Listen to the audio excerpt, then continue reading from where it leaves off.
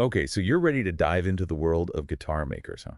Sounds like it. And from what I'm seeing, you're not just content with playing, you want to build the things. That's right. We're talking about taking things to the next level, crafting the instruments themselves. We're digging into these excerpts from RoleCatcher, and they seem to offer a pretty in-depth look at what a guitar maker actually does. Definitely. And I'm thinking it's got to be more than just slapping some wood and glue together, right? Oh, way more to it than that. Of course, you've got your woodworking, that's essential, but it's not just shaping a guitar body, it's about knowing your wood. Yeah, like how they resonate, how that impacts the sound. Exactly.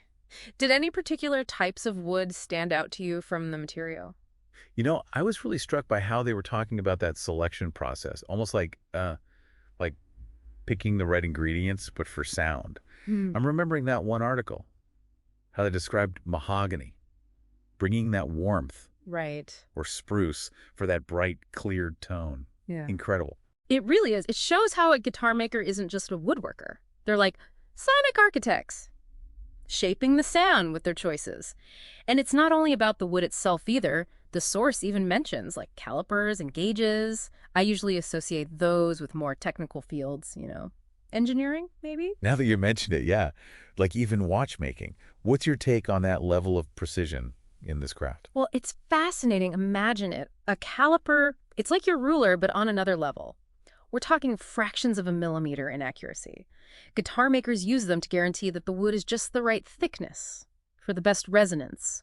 Then there are the gauges for measuring string height, neck curvature, all that. All those things affect how the instrument actually plays. So I'm talking minute details that could make or break the sound. Exactly. Even the slightest miscalculation can throw the whole thing off. Wow. So it's like artistry meets meticulous engineering all in one. I'd say so. And speaking of artistry, there was this one little detail that caught my eye in the source. They use luthier pretty interchangeably with guitar maker. Right. That title just sounds so much cooler. Yeah. Like, I don't know, more official Yeah. somehow. What's the story there? Haha, yeah. Luthier does have a certain weight to it, a history behind it. It tells you this isn't some new profession. It's got roots going way back, centuries even. So does that heritage, that history, does it affect how modern luthiers approach their work? I'd say often yes. A lot of luthiers, they take real pride in preserving those traditional building techniques, the Yeah. ones passed down through generations. But at the same time, they're not afraid to bring in modern innovations. That makes a lot of sense. A bridge between the past and present, honoring tradition but open to new possibilities. Exactly. And thinking about it, that seems to be a theme here, this blend of old and new. Because we're seeing it with the tools too, right? You've got your traditional hand tools, and then there's mention of like CAD software and automated machines. I have to admit, that wasn't expecting that. What do you make of technology's role in this very hands-on kind of craft? It really is amazing to see how technology is finding its place in something so traditionally hands-on. Like we see it in other fields, right? Yeah. Architects using those 3D models, fashion designers using lasers to cut fabric. It's not about replacing the human touch, though, just enhancing it. That's a great way to put it. So with guitar makers, would you say this CAD software is mostly for the design phase, visualizing the instrument before they build? I'm picturing how that would even work. You've got it. They can create detailed blueprints, try out different designs. They can even simulate how the acoustics will work, all before touching a single piece of wood. Wow. And then, yeah, those automated machines you mentioned, they come in for those precision cuts, shaping the wood with crazy accuracy. So it streamlines things, but I'm guessing it doesn't replace the need for the luthier's touch, those final touches done by hand. Absolutely not. That's where that luthier part really comes in, that hand carving, the fine tuning, feeling the wood, those nuances, you just can't replicate those. And it's not just about the technical side either. One thing that stuck with me from these RoleCatcher excerpts was how much they stressed customer interaction, especially on custom builds. Right. Talking about collaborating on designs, understanding the player's style, that's a whole other set of skills. Totally. It's like they're not just building any guitar, they're building your guitar. That personal touch is something else. I bet those conversations get pretty interesting. Like a musician and an instrument maker just vibing and creating together. You got it. It becomes more than just craft at that point. They're consultants, collaborators, helping the musician bring their sound to life. That's really something. This is giving me a whole new level of respect for what these folks do. Yeah. So we've talked about the work itself, the skills, even a little bit of like musical therapy in there. Yeah. But what about the actual career path? The source mentioned apprenticeships, didn't it? Yeah, it did. And this is where that whole history thing comes back in. We were talking about the heritage earlier. Yeah. So there are formal schools for instrument making, sure, but these sources, they really hammered home the importance of hands-on learning from people who've been doing it forever. Right. It's classic apprenticeship stuff. Learn by doing, pass down the knowledge. I can see why that would be so crucial in a field like this. It's not just book smart. So you're picking up on years, generations even, of experience. It's tool. It's the difference between reading about baking bread and actually working in a bakery. Exactly. It's about developing that intuition, the feel for the materials, the subtle things about sound you can only learn by doing it. So starting as an apprentice, working your way up, does the source give any specifics on what that progression looks like? It does. There's a clear path laid out. It starts with entry level. Yeah. Assisting with the basics, preparing materials, shadowing the pros. Yeah. Then you move up to junior guitar maker. More responsibility. You might work on specific parts of the instrument, but still under supervision. Makes sense. Then there's intermediate, more complex stuff there, maybe even running some projects on your own. Right. And finally, you reach senior guitar maker. You're basically the master now, overseeing everything, collaborating on designs, mentoring those new apprentices. You've come full circle. Wow, it really is a journey, isn't it? A craft you dedicate yourself to. Yeah. And it's encouraging to see that clear path. It is. And remember that part in the source, the bit about showcasing your work at local music stores? Yeah. That's such a great step, such a practical one. It makes the dream feel real. You start as an apprentice, hone your skills, and there you are, your own instrument, crafted by your hands, on display, maybe even being played. That's got to be an amazing feeling. It really does. Okay, so we've talked about the craft, the skills, the career path. What about the actual tools of the trade? We mentioned calipers, gauges, but something tells me there's a whole lot more to it than that. Oh, I'm sure. It goes way beyond your basic hammer and nails. We're talking special saws for those super fine cuts, chisels for shaping, files and sandpaper to get that smooth finish.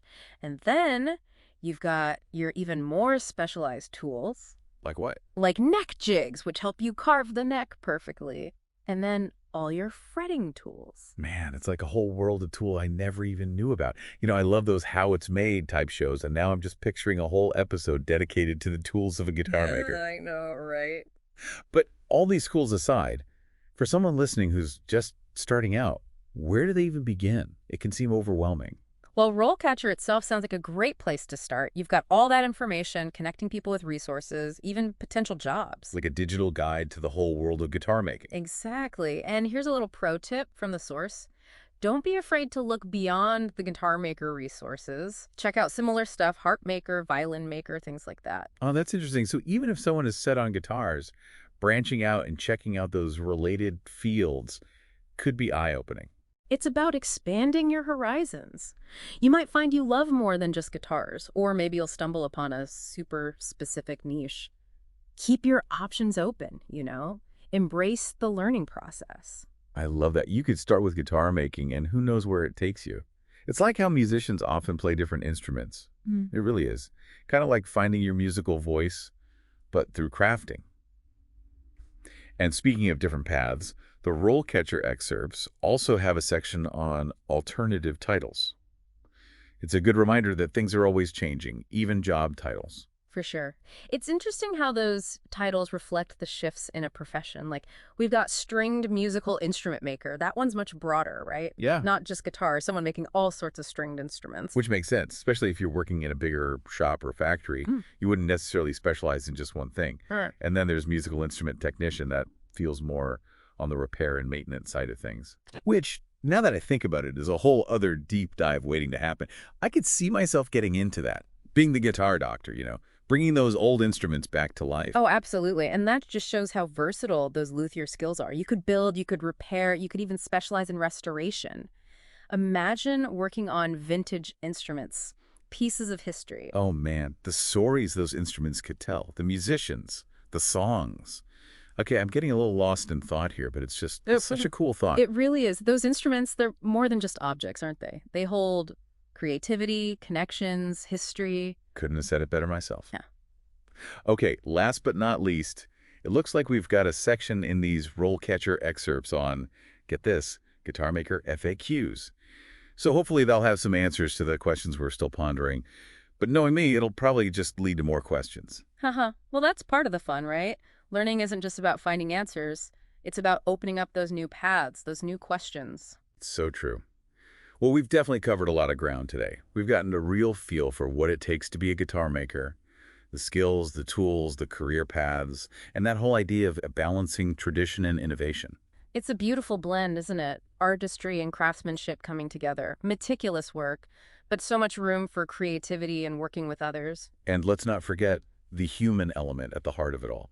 Building an instrument that's about connecting with musicians, understanding their vision, helping them create something truly special. Absolutely. So, as you dig deeper into these RoleCatcher excerpts, I'll leave you with this.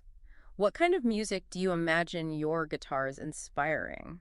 The sound, the style, the legacy you'll create through your craft. That's an incredible thought to end on. It's more than just building. It's about adding to the world of music, you know? No. Leaving your own little mark on what people create. Exactly. And who knows, maybe someday we'll be listening to someone pouring their heart out, playing a song on a guitar made by you. Now that would be something special.